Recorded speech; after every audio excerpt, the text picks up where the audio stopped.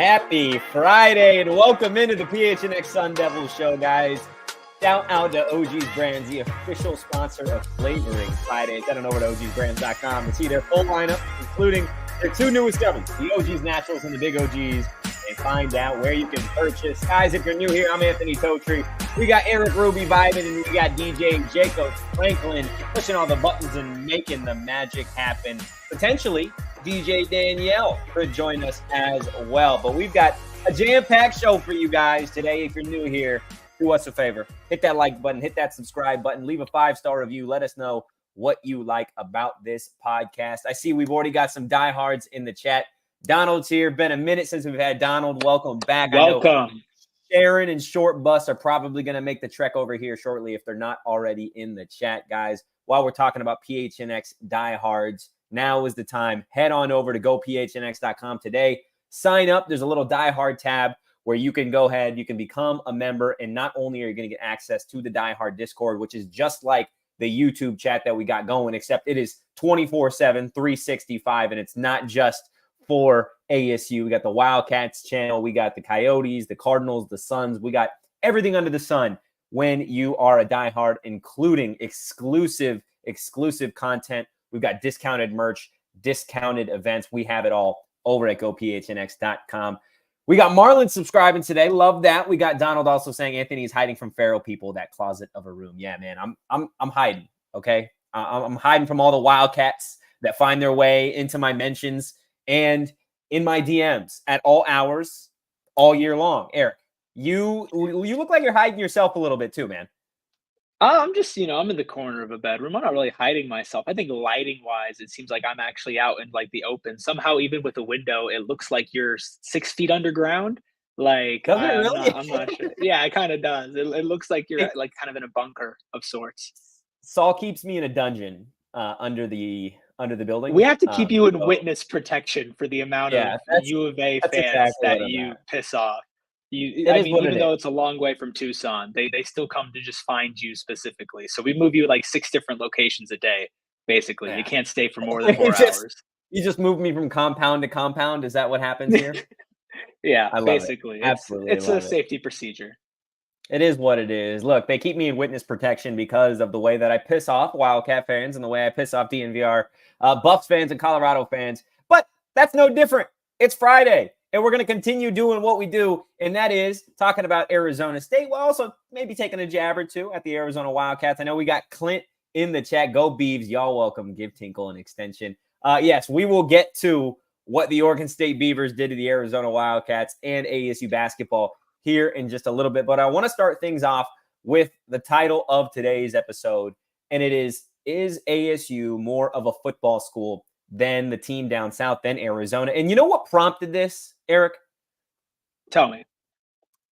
Our very own PHNX Wildcats, Mike Luke, he tweeted this out not too long ago saying, real talk, is Arizona now officially a football school? This came after Arizona's loss to Oregon State the other night in basketball. So before we get too deep into the weeds of it all, just your initial thoughts to that question. Do you think ASU is more of a football school than Arizona? Yeah, I think that the whole football school moniker, well, I do think it's a little bit silly. It's a little more rooted in tradition than just what's the better team right now. Because right now, I mean, even with all their flaws, ASU men's basketball is by far the better team over ASU football, like, and just where the program is at.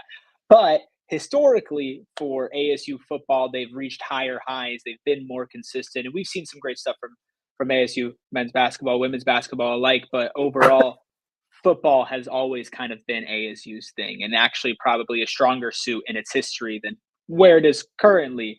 For U of A, they've also had a lot of success, but historically, they're a basketball school. Like, you think U of A athletics, and what's the best part about it? It's basketball until you reach about the round of 16, usually the Sweet 16. Usually, then you're not a basketball school. So I guess it depends on the period of time. But I would say ASU is more of a football school than U of A. But I would say U of A is more of a basketball school than ASU, like kind of flip flop. And again, part of that question that Mike Luke had for social media was, hey, is it time to officially call Arizona a football school over a basketball school? And you only get one. You don't get to be both. Okay, you can't be a football and a basketball school. You can't be a hockey, golf, swimming. You can't be all those things. You got to pick one. And I see kind of everybody in the chat with the same sentiment of one good season for the Arizona Wildcats, and all of a sudden, they want to claim themselves as a football school because you know what Jed it Fish, is? Go ahead. It's coping. It's just massive amounts of cope because A, you're not a football school if your head coach left for a football school.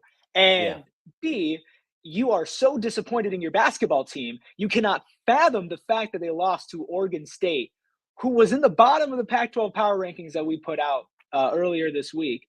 You know And what Oregon State you're basketball is? And I'm sorry. I'm so what? sorry. I had to reference this last night. I'm sorry to the Beavs fan that we have in the chat. I really am. But this is what Oregon State basketball is. It's shit. Okay. So for Arizona to lose to them, it makes sense. It makes sense that they would hit that panic button and officially start to change the moniker. For those just listening on audio who don't know, Totri just reached not too far off of screen, so he had readily available a small plushie of the poop emoji. So I don't know where you got that and how you had it so handily ready to and maybe you were just ready for the prop comedy, but I appreciate that. It's one of the few tools that they give me as I move from compound to compound. It's your only safety item. But anyway, Oregon State beating Arizona has just been the worst of what has been a series of concerning games for them. And you have to imagine that after that happens, I mean, even our boy Mike Luke is, strong as he is, like you're kind of reeling. And so I get the tweet asking it, but I do think it would be ridiculous to say Damon's in the chat going off. I'm sorry. Love it. I can't. I know. I was looking at it too. So not triggered. Damon, super unbothered. But they're not a football school. U of A is not a football school. They're a basketball school. And then when your basketball school loses to the worst basketball team in the conference, you start searching for an identity. That's why that tweet was sent out. There's no argument. Yeah. I mean, look, Marlon came to back up the facts today. 2 undefeated seasons, an unclaimed national championship, 1975 SI and Sporting News named ASU champs, Rose Bowl appearances, 5 NFL Hall of Famers, 2 Hall of Fame finalists as we speak.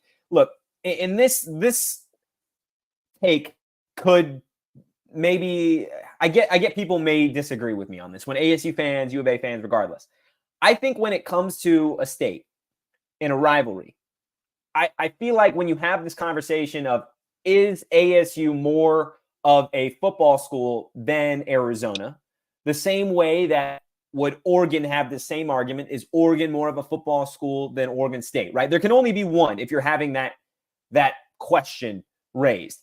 And for me, you could talk about the Rose Bowls, you could talk about, undefeated seasons, you could talk about coaches, whatever you want to do. And for me, it comes down to when you think of either of these schools, of their football programs, what immediately comes to mind? What is the most immediate thought when it comes to those two programs? And out of those two, which one is I don't want to say more important, but which one is I guess, of greater significance, right? More prominent. Immediately more prominent. And when you think of Arizona State football and you think of Arizona football, we'll start off with the Wildcats. What's the first thing that you think of in terms of prominence, right? Jed Fish leaving? I don't know. Is that the okay? Jed Fish. Like, I mean, I'm sure they've had some phenomenal seasons. You can point to you can point to some key players. Gronk, I believe Lance Briggs also went there. Teddy Bruschi, right? You could think of some real NFL legends. When I think of ASU football, and honestly, when you think of football in the state of Arizona, you think of Pat Tillman through and through. You think of number 42, right? And so you can talk about what goes on in the field. You can talk about coaches. You could talk about bowl games. You could talk about other players.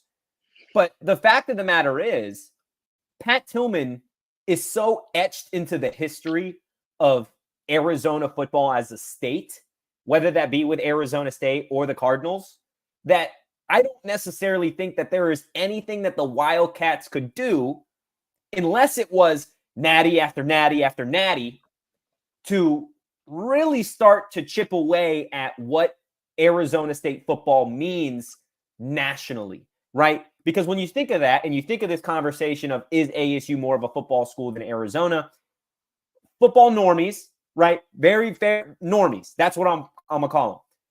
On a national perspective, when you ask this question, they're like, oh, it's easy. The Arizona Wildcats are more of a football school than ASU. Just look at what they did this past season. AP top 25. They won a bowl game. They beat Oklahoma. They lost their coach. They misplaced the $250 million, all those things.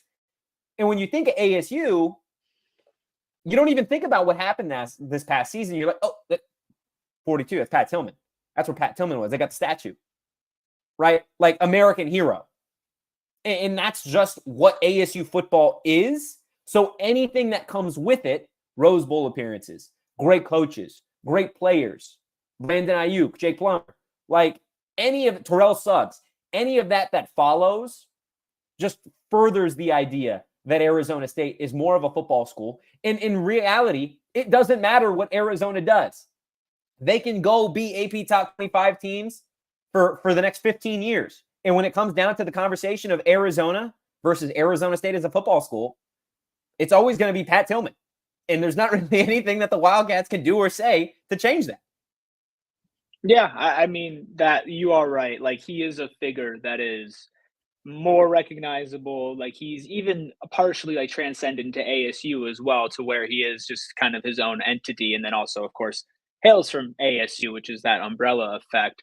I do want to say though, like, Damon in the chat is just distracting the hell out of me because is he still going? I thought he said he was gone. Yeah, he said he was going to leave, but he also said you went from trashing our football program to our basketball program seamlessly. LMAO. That wasn't even the topic.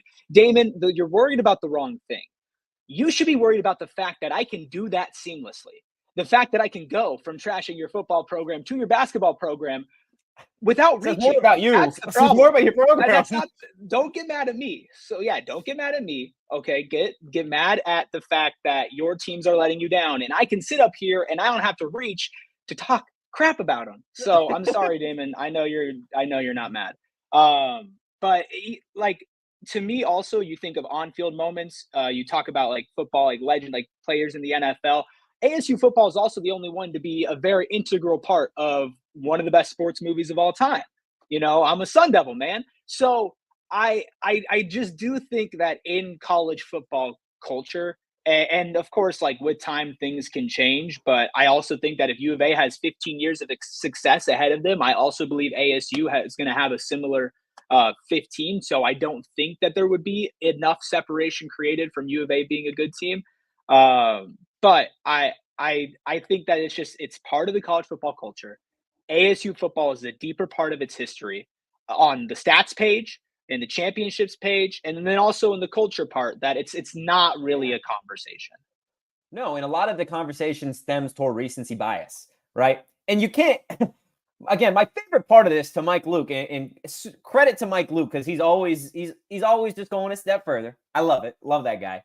When it comes to this question, you didn't ask this question after the Alamo Bowl. You didn't ask this question after your 10-win season. You didn't ask this question when Noah Fafita and T-Mac came back. You didn't ask this question after you won the Territorial Cup. You asked this question after a 3-point embarrassing loss to Oregon State basketball. That's when you decided to ask this question. So I would have listened to the argument, right? I would have never agreed with it, but I would have listened to it if it would have came at the right time. But having this question now just makes it seem like, oh, well, we're going to wait and see what Tommy Lloyd and company do here through Pac-12 tourney play and all that stuff. But in the meantime, we're a football school. You're not, because football, first off, is not even going on right now. The only reason that we're talking about football so recently is because every time I blink, something gets fucked up in Tucson. Like, that's just the way that 2024 has gone for the Wildcats. That's, again, the only reason that until we get to spring ball, there's been such a conversation about college football. And if you want to have this conversation, we'll have it night and day. And there really isn't anything that you can say, do, or feel that is going to make me and probably every other ASU fan believe that Arizona even deserves a seat at the table in this conversation. Because Arizona State and Pat Tillman, it's a championship in and of itself if you want to have the conversation of, is it more of a football school? Not even necessarily for what he did on the field. He was a great player for the Sun Devils. But what he modeled, right, as a human being is what Arizona State stands for as a football program. And I think it maybe got lapsed with the recent tenure of Herm Edwards. In reality, I think that's what happened. People forgot the culture of what Arizona State football used to be, right? We just talked about the other day, the Rose Bowl and what ASU fans did to Michigan and Jim Harbaugh, right?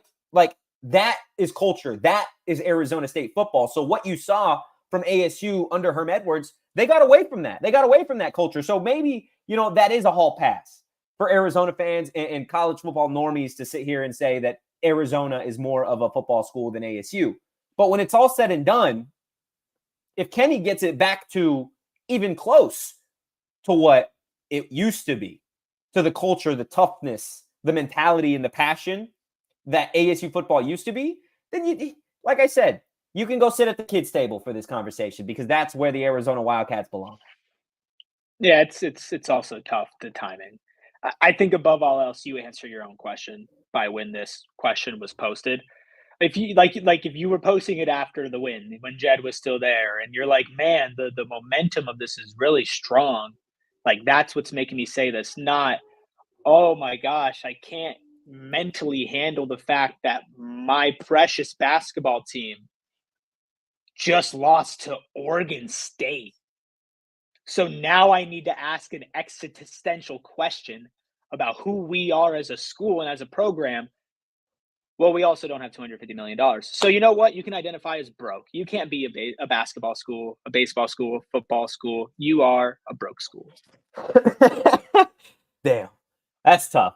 That's tough, but it is what it is, man. Like I said, you could talk about all the other things, but when it comes to a seat at the table in this conversation, the Arizona Wildcats don't have anything to stand on. And that's just, sometimes that's the way the cookie crumbles, man. But look, you guys, Arizona, you are a basketball school, and we'll talk about what happened to your basketball school and ASU, rightfully so, here in just a little bit. But first, I want to tell you a little bit about our friends over at Desert Financial Credit Union, guys. I tell you just about every single day because we can trust them because they've been doing it for so long. They're not new to this game. They're the official retail banking partner of Arizona State University. And for more than 84 years, Desert Financial has been Arizona's largest, most trusted local credit union, dedicated to creating exceptional experiences by giving back to the community and providing financial solutions that make lives better. And if you're an Arizona sports fan, there's no better place to do your banking than Desert Financial Credit Union. It's the only place that you can show your team spirit every time you make a purchase with exclusive debit cards branded with your favorite teams. Bring the boom and get fired up with the Arizona State University Visa debit card. Now is the time to show your ASU team spirit. Open a free checking account online and get $200 plus your choice of 3 Arizona State University Visa debit cards. Just go to desertfinancial.com/ASU to get started. It's a great place. And like you said, an exceptional experience. I want to tell you about another exceptional experience, but in a completely different light, because you're going to get something a little bit different than a credit union when you go to Gila River Resorts and Casinos. But let me tell you, exceptional is an understatement because absolutely nobody does it like Gila River Resorts and Casinos. Look, it's authentic, immersive experience. You want to go to their state-of-the-art gaming floor with slot machines, blackjack table, live games. You want to go catch a game and put some money down at the BetMGM Sportsbook. They have that. You just want a vacation. You just want to go and relax and take a breath.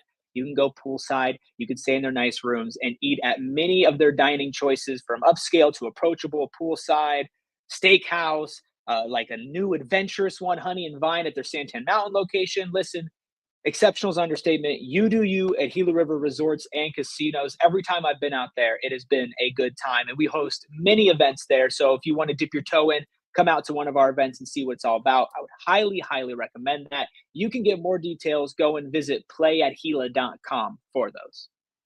Absolutely love it. Look, the conversation today started with ASU football versus Arizona football, which is, hey, time and again through history, it's what it comes down to, right?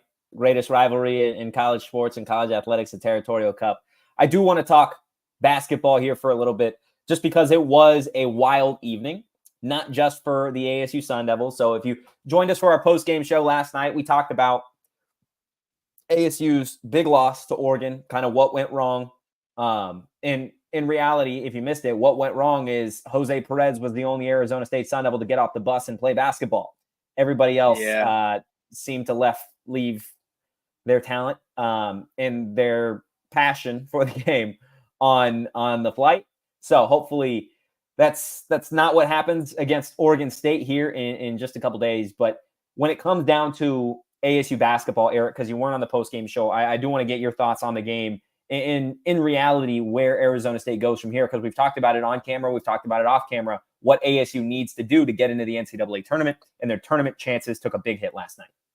Well, right. We talked about what they needed to do. They needed to win this game, or they at least needed to keep it close, because honestly, it's disappointing. I am not just disappointed in the fact that they lost a game, right? Because they lost to a good school on the road, where Oregon has been undefeated throughout this entire season. They're now 10-0. It was the way that they lost. And it was the fact that what scares me the most about ASU basketball in general, of course, is the inconsistency, but it's also like the inability to continue to ride a high wave and not even like just stop, like, oh, we're going down on the roller coaster. It's like they just stop it. Like you just get stuck on the roller coaster, and now you're just walking down the emergency stairs.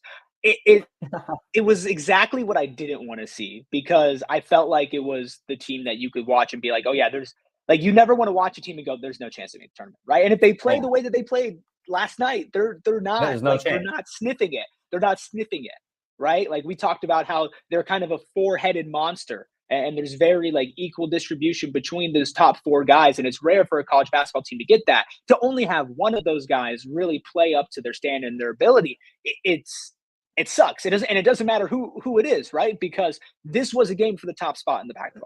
This was a game to be the best team. So it's not like, oh man, like Oregon's a great team, we're on the road, like being blown out's acceptable, not showing up to play is acceptable because, man, we just couldn't stack up. Like if you played the way that you had played previously, like you could have won this game. But that's just kind of a theme with Bobby Hurley teams, is that like when you can rally them and you can get behind them and everything's so great, it's like, wow, this team, they could do so many amazing things. They're on a roll. And then the moment that like one thing kind of goes sideways, it snowballs so hard the other direction. And I was really just hoping that if they lost, that it wouldn't have been in this fashion, because I could live with a loss, but not a loss like this. Yeah, and you could have lived, I think, as a team with a close competitive loss. And for Arizona State, they were up 10 at one point. They held Oregon in the first half to a 6-minute scoring drought, and they were only up 10. You knew at that point that the offense was sputtering. It wasn't doing what we saw it against USC. Jose Perez had 20 points. Nobody else hit double figures. It's not enough. It's not enough to get it done against Oregon. Frankly, it's not enough to get it done against Oregon State here. And it's really not enough for anybody. You can't have a single starter hit double figures and everybody else kind of just hope that it's enough. And that's what you saw. Everybody was hoping that it was going to be enough. And eventually Oregon got it together down the stretch and they put ASU to bed. I believe Oregon was on an 18-1 or 18-2 run at some point in the second half. And that's just unacceptable. That's unacceptable for a Bobby Hurley team that played the way that it did against USC, the way that it did against Colorado. And you just, like I said last night, you got to shake it off. And at this point, unless you're beating the Arizona Wildcats twice, which, again, maybe you have a better chance of it. But at this point, what does a win over Arizona start to mean as they continue to falter in Pac-12 play with Oregon State, Stanford, Washington State? If they continue to hang their heads on those losses, if they continue to suffer losses like that, then 2 Arizona wins isn't going to mean a whole hell of a lot when you come to the tournament. So you've got to play the rest of your season with the Pac-12 tournament as your championship. Because if you don't win the Pac-12 tournament, mind you, for the first time in ASU history, then you're not going to the NCAA tournament. It's just not going to happen. They don't have the resume to do it. And wins over Arizona at this point in time would not be enough without that win on the road over Oregon. So there just isn't enough of a strength of schedule in the Pac-12 as it stands here, January 26, 2024, for Arizona State to get into the tournament unless they go out and they play their tails off through the remainder of the season to try and get a top 4 seed in the Pac-12 tournament, mind you, for the last time in Vegas, last Pac-12 tournament, Bobby Hurley, you got to leave it all on the table. You don't want to leave the conference as the only program, I believe, that hasn't won the Pac-12 tournament. You can't do it. It's a bad look, especially heading into a new conference. A basketball conference. A basketball conference. And you talked about it. You got a four-headed monster. And what can't happen, what happened last night, is Oregon cut the head off of one, and pretty much 3 of the 4 died because of it. 3 of the 4 didn't show up because one of them lost their head. Jemiah went missing. Frankie did what he does defensively. Offensively, wasn't really doing too much. Okay? Ace Wolf wasn't there last night. It was strictly Jose Perez. Even the bigs, Sean Phillips, Brian Celebunge, you didn't get the minutes out of them that you hope to get and that you saw in previous games. Right? Now, what makes last night sweeter, what makes the loss a little bit easier to digest, is that as soon as the post-game show wrapped up, and I'll pull back the curtain, Jacob was producing last night, right? So Jacob was like, yeah, thank you. Post-game, we kept the post-game show relatively short so that he could produce Wildcats, right? Our show ended, and the Wildcats were up big at half, I believe. And Jacob was like, oh, Mike already sent the headline and the thumbnail and everything for the game, right? Assuming that the Wildcats will hang on. Assuming that Arizona, which was, I believe, almost a 20-point favorite last night, assuming they would get it done. And you know what happened, Erik? Tell me. They lost 83 to 80. 83 to 80. And I was going through the box score last night because I didn't want to really watch that game after ASU had lost. But one of the most prominent players on the Arizona basketball team here in 2024 is Kylan Boswell. Last night, Kylan Boswell played 24 minutes, had no points, 4 fouls, and 2 turnovers. You want to talk about a starter?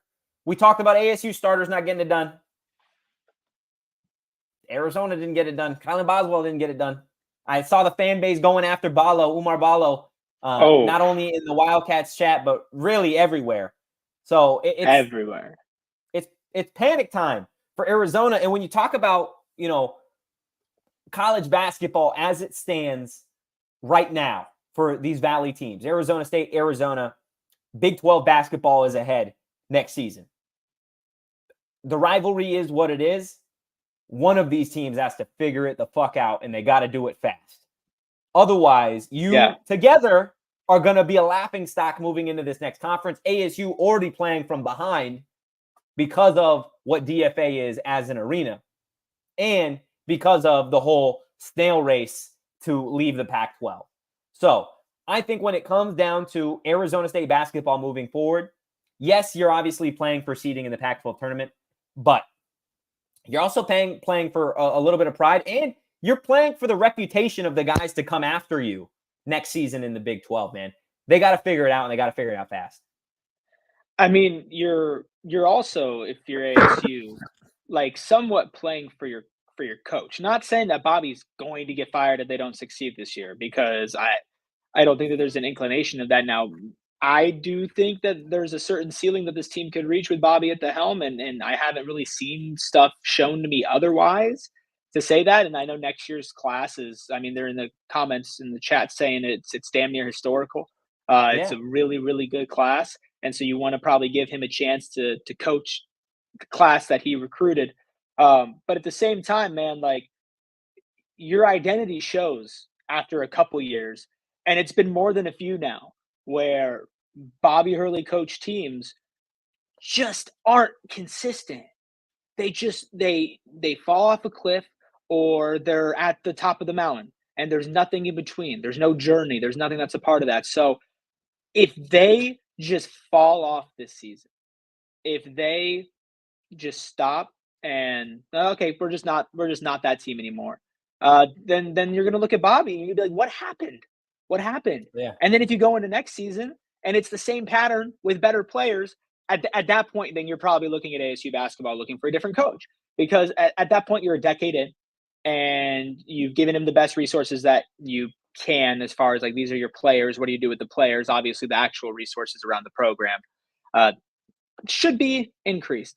But I'm just I'm looking for this team to establish their identity for real, not for 3 weeks, not for 2 weeks, not for three They games. won't. They won't. They won't do it. But I They know, won't. I know, and that's why I'm looking for it.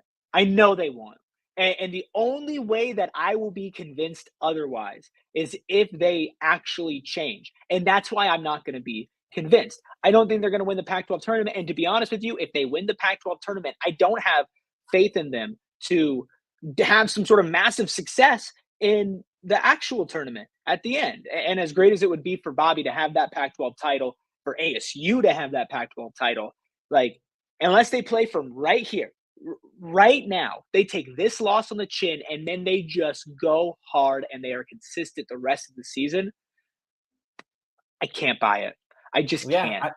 I mean, look, it is tough. We got people in the chat talking about the stadium, the arena not being great. Marlon brings up a good point. Easier said than done. Every year he has to build a team from scratch from the portal. And, you know, a lot of that has to do with just the current state of college athletics and NIL, and Arizona State football, we know, plays in a different sandbox than some of these other schools when it comes to NIL. It's the same for ASU basketball, more so even.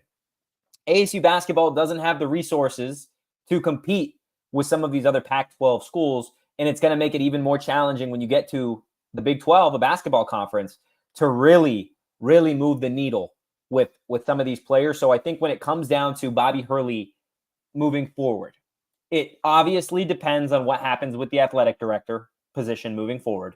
Whoever the athletic director is, it'll be interesting to see the way that ASU basketball finishes this season, and if it's enough to warrant Bobby Hurley being at the helm heading into the Big 12 for year one. I can definitely see a scenario where a new AD comes in, ASU basketball gets bounced early in the Pac-12 tournament. They have a shaky end of the season, and the new AD says, hey, you know what?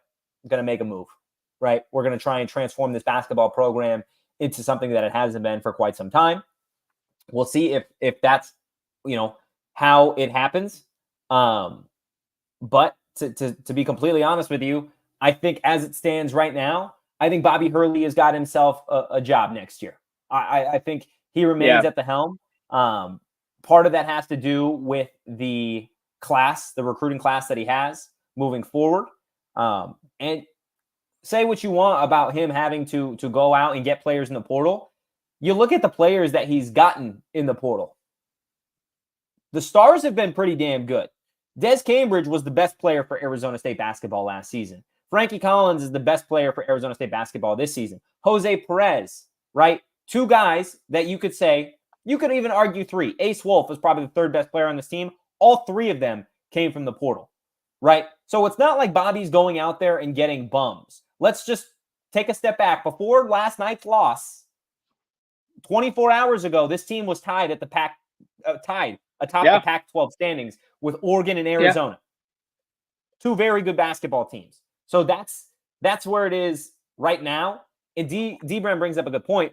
Who out there can come in here and do better than Bobby? Right now, I don't have an answer for that. And I don't think there is, right? I think when it comes down to it, Bobby Hurley loves Arizona State basketball. I know from conversations that I've had that Bobby Hurley wants to win at ASU. He wants to make noise here, right? He knows Arizona State, and winning at Arizona State is a challenge. He knows it. And guess what?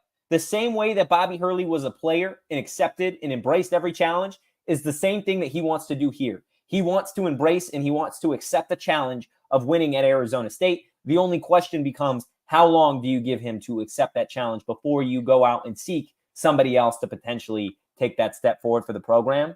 And right now, again, with the state of the athletic department, with what's going on, you know, just down the 10 in Tucson, I would say that Arizona State and Michael Crow, they're not in a rush.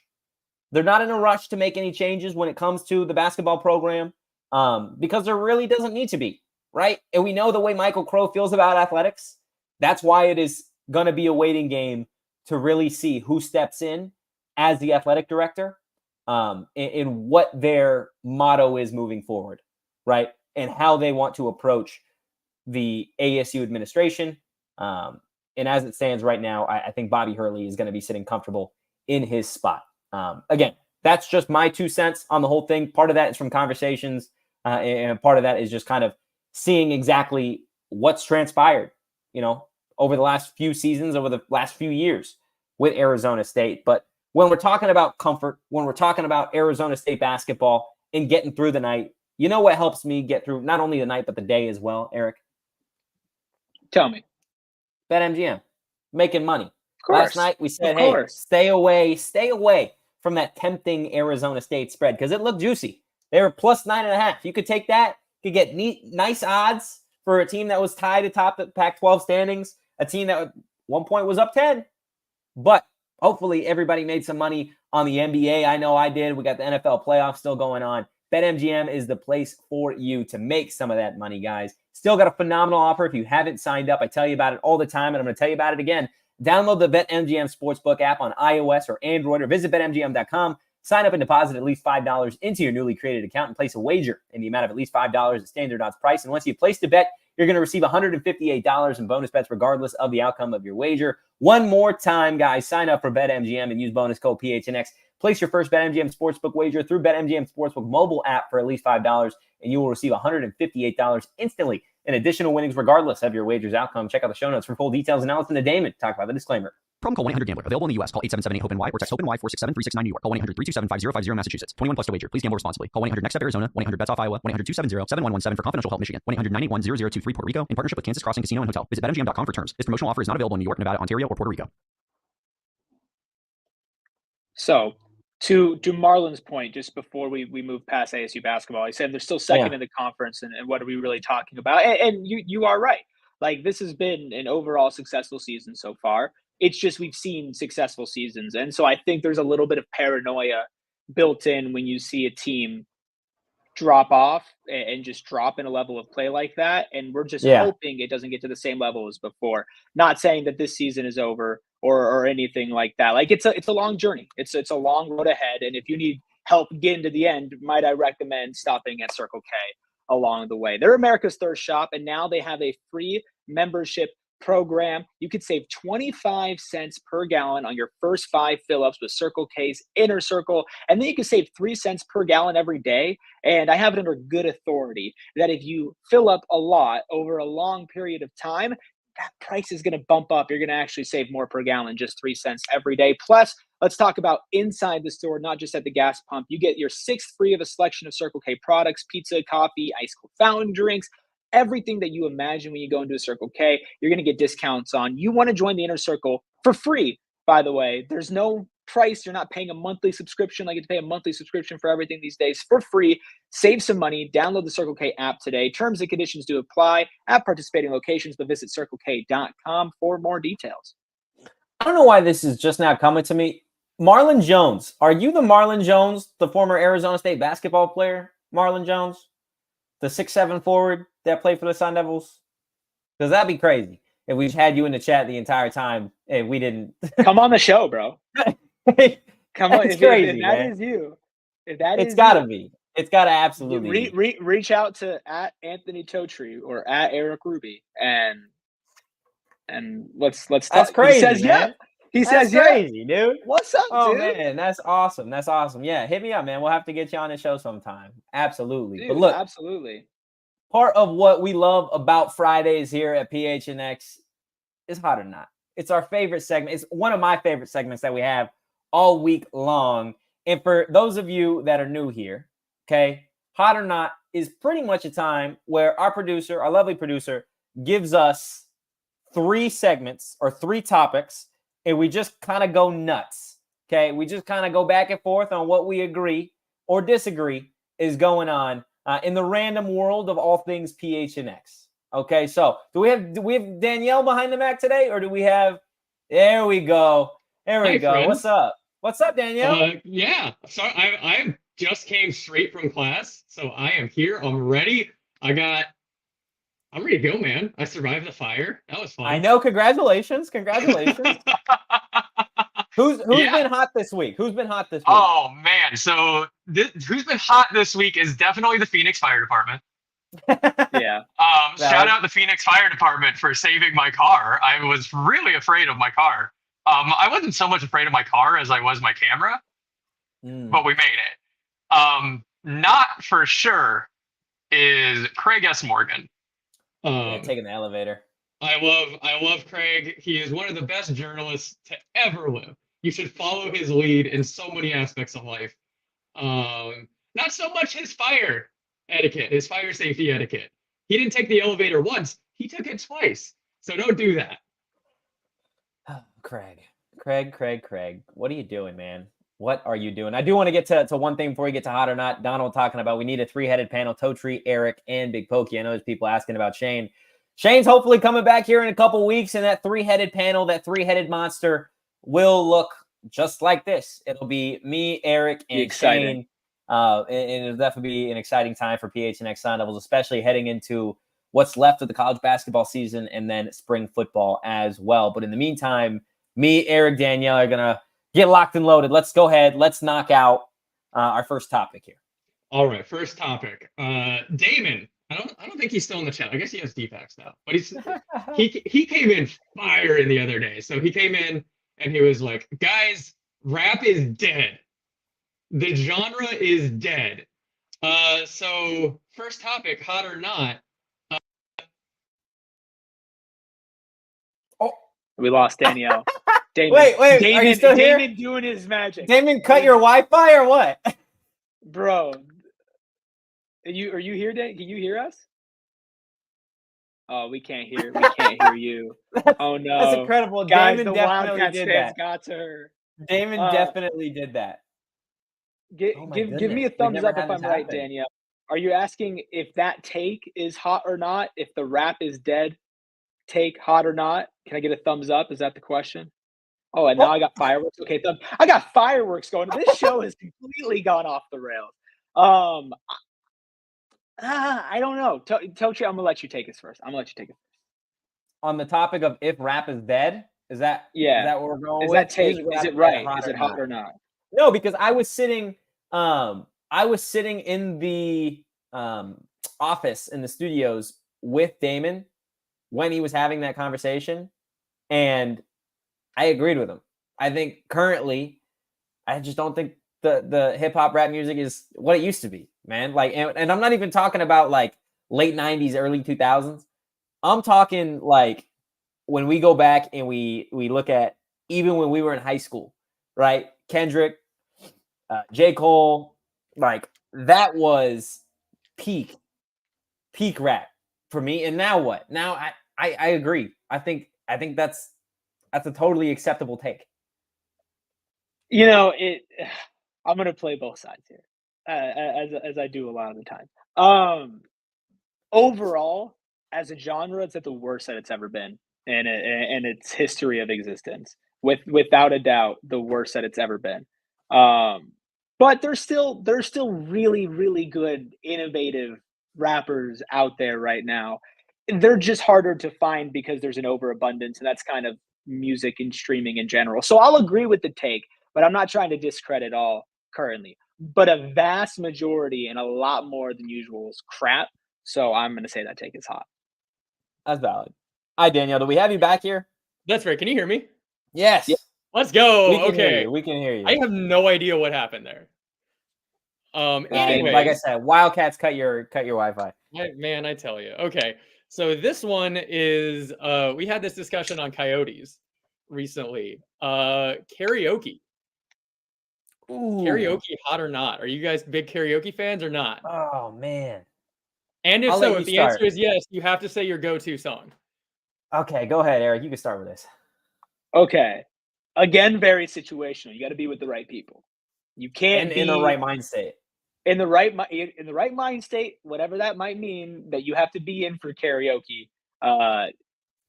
When everything is set up right, it can be so much fun, but it could also be very awkward. in the wrong situation. I'm gonna say hot because it's a lot of fun. I have to think of a go-to song. Megan will vouch for me and say that I actually am terrible at remembering the lyrics to any song. So I don't know if I have a go-to song because I don't really know the lyrics to any of them. But I'm gonna say hot. I'm gonna say karaoke's hot. But that's just me.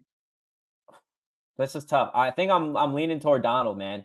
Karaoke is hot as fuck, but you have to be absolutely intoxicated to do it. There's no I have sober to be. karaoke. No, but there is. I've done the very first time I did karaoke was stone cold sober, man. My ex-girlfriend, like their family tradition on New Year's Eve was everybody had to sing a karaoke song, right? So I'm new here. I've been here like all of 3 days, right? And it's like, okay, you gotta come in front of everybody, sing karaoke sober. So what did I do? Me and my girlfriend at the time, her little sister's boyfriend, we did a duet of Gangsta's Paradise. Oh, that's great. That was the very first karaoke that I'd ever done. I can see that. I can imagine. It was incredible. I'm trying to think if I've got a karaoke song now that I would do. I don't think I don't know, man. You just gotta feel it in your bones. You gotta be throwing them back and like the song hits and you're just like, give me the mic. And you just kind of rock and roll with it, man. You can't know if you are told to do karaoke, it's a bad time. If you are volunteering to do karaoke, it is a good time. And Marlon in the chat, which Short Bus has told us to get away from Marlon because he's his friend. He can be all of our friends. Short Bus, you're our friend. You're a diehard. Marlon, you're a friend. And you're also funny, too. He says, if I'm singing karaoke, it's the international signal to grab my car keys. So, if you're feeling real good, karaoke can be hot. So I'm 2 for 2 on hot right now. I'm usually not this positive. Oh, my goodness. Yeah, this is throwing me off. I'm not used to this kind of positivity. Short Bus saying Marlon's go-to song is Barry White or Marvin Gaye's Sexual Healing. Great song. I need Short Bus and Marlon on at the same time, and then they can just do the podcast, and we can sit back like the old dudes in the Muppets and just like sprout little comments in whenever we want because they seem funny. Like they're I'm here for it. What's the final topic, Danielle? All right, final topic. We're getting into Super Bowl season, right? And every year we have this conversation. Not us personally, but I feel like it's out there. Moving the Super Bowl to a Saturday so that you don't have to go to work or school or whatever, all hungover or whatever. I'm going to say not hot. Super Bowl Saturday, hot or not? Not hot. We got football all year round on a Sunday. If you want to change it, what should be changed is that following Monday should be considered a national holiday. That's how you do the Super Bowl. That's how you accept it. We don't move football to Saturday just because we want Sunday off. Football is, we eat it, we breathe it, we sleep it on Sundays and sometimes Mondays and Thursdays. But nobody loves it on Thursdays. You're not going to have the Super Bowl on a Thursday. You're not going to have the Super Bowl on a Monday. So everybody should get wasted and do what they want to do on Super Bowl Sunday as planned. And then Monday should be a national holiday. Point blank, mic drop. Yeah. See, it's a cop-out, right? Like, you get, like, I get it. You want the day afterwards. Super Bowl on Saturday. I get it. You have Sunday off. That's great. But again, we're missing the point here. The point is not to keep the weekend the same length. The point is to extend the celebration, extend the time off. Moving it to Saturday is like putting a Band-Aid on like a broken leg. Like it's not going to help. You need to solve the actual problem. The problem isn't what day it's on. The problem is what comes afterwards. So we're all on the same page here, but it's a not hot. I can't do it. I'm sorry, Danielle. What do you think? I think there's an argument to be made since we're having big playoff games on Saturdays, right? Is it NFC tomorrow? Right? Niners. I don't know. One of them. One of the conference championships is tomorrow.